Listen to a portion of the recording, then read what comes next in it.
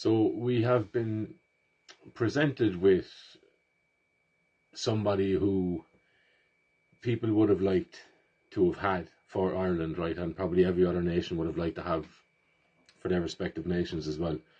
Someone with a big voice, big influence, courageous, and willing to sacrifice in order to speak the truth to their people, right? And that person comes in the shape of Conor McGregor, okay, for Ireland. And I would suggest this, that it's not the time for purity spiraling.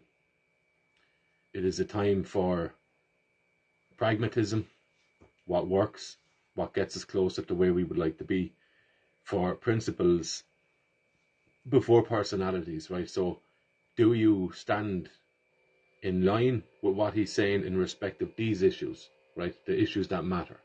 Not his personal life, not his personality, not some of the decisions he's made, right? The things, the ideas, the principles that he's standing for, right? Particularly just in the political sphere, right? Because he's calling out Helen McEntee and the blatant conflict of interest between herself, her husband, and the company that her husband owns, works for, whatever, right? He's calling that stuff out.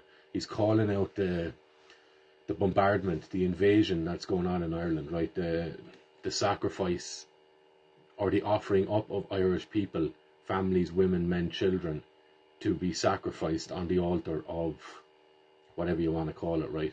Pro-displacement, pro-plantation, whatever you want to call it, okay? So we've got what we would have claimed we would have wished for a year or two ago, right? And now you're going to see it from people, right?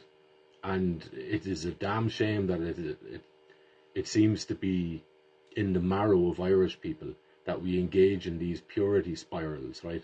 Where we have the potential there in somebody to forge a path forward, right? It doesn't mean you follow them off the edge of the earth. It just means you follow them so long as their values and the principles that they're pushing and promoting are in line with yours, right? You follow them. You support them. Why wouldn't you? And then people will give all of that potential up for the sake of, well, I don't really like him, right? So they'll put their personality or their personal feelings ahead of the principles involved. And you will always get quicksand as a foundation with that regard, because it shifts with the wind. It shifts with manufactured opinions, right? And manufactured consent. It shifts, or consensus even. It shifts depending on which way the wind blows. Principles don't. So stick with the principles and you can't go wrong, regardless of what the personality is of the person that is pushing these things, right? Follow them when it's useful to you, and then don't when it's not. It's as simple as that. And your personal, how you feel about him is irrelevant. People don't need to hear about it. People aren't that interested in it. Your opinion, my personal opinion on Conor McGregor is totally irrelevant. Totally irrelevant. What is relevant is what he's saying, what he's using his base, his platform to do. And that is to garner attention, garner the focus of Irish people, and instill a bit of fire in the bellies of people here. And he spoke about it. Protect your nation. Protect your land. Protect you. Protect your family. Protect those who have come before you. Protect their legacy. And protect what's going to come after you, what's going to follow you.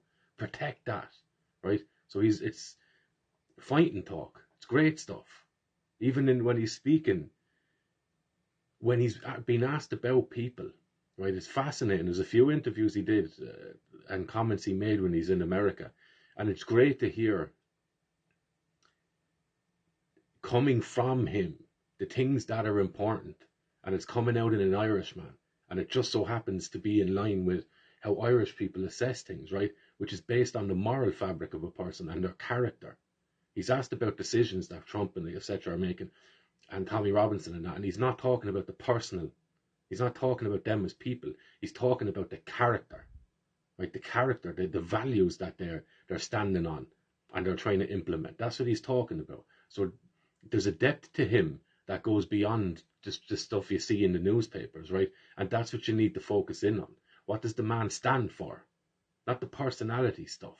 Oh, he'd be out of his mind taking coke on the wheel. Who cares? Who really cares? As long as he's promoting something that is in line with the values that you claim to adhere to, and that you claim to want to champion in this country and for the Irish people. So long as you're in line with that, you should support this man. And if you're not in line with it, off you go, bark away all you want to them, right? But those that would have wished for a massive voice, they don't get any bigger than Conor McGregor's voice. And we've been blessed with that. We're very, very lucky with that. And I would challenge people not to go down the road we went down when we had a Sinead O'Connor before, right? When she was speaking absolute truth and the whole country turned on her and just destroyed the woman, right? Whatever decisions she made in the latter parts of her life, irrelevant. But at the time when she needed support and she needed the Irish people, and the Irish people had a hero, a female hero there to get behind, we blew that, right? We blew that and we turned on her and we devoured her. I hope that we don't do the same, because we've a golden opportunity here in a golden window of time to get good things done. And we need to put our personal feelings about things aside and focus on the principles involved in what's going on here. We will struggle with that immensely, immensely.